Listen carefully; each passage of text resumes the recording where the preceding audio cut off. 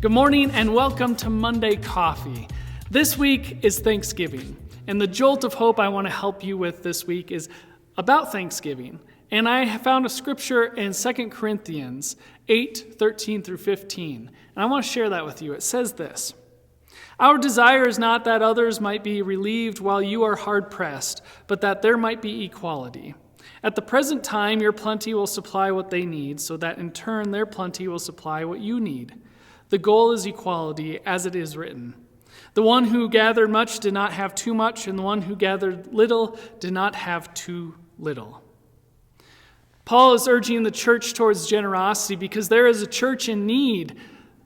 And so this church that is in need is the mother church that helps build all these other churches in Paul's ministry.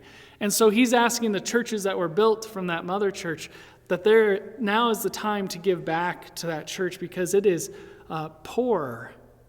And so this mother church gave to the other churches to get it started, and so that they may live, and now these churches must give back so that church may live.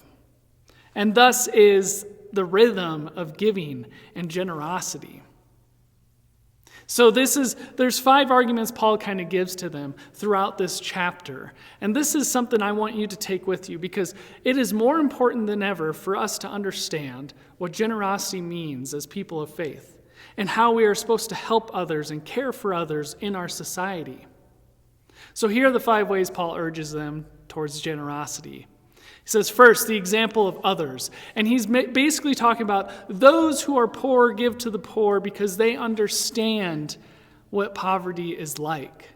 Sometimes it's not even those that have much that give generously, but those who are poor who don't have enough often give more generously than those who have too much. So he points to that. Then he points to Jesus. He says Jesus is this example of what it means to be generous in spirit and giving of your body, because Jesus came from heaven, decided to give up that place in heaven to be in human form, to understand us and what we go through. That is generosity, and if that generosity does not move you to have radical generosity also, Paul says, I don't know what will. 3, he says, think about the past generosity you've given. You have given much of yourself in the past, so you could do it once again. It's encouraging the fact that this happens time and time again, and you can do it. Number 4, he says, put up or shut up, basically, or put money where your mouth is, because we could talk and wax eloquently all day long about this needs to happen or this needs to be fixed. But until we start putting our money where our heart is, it means nothing.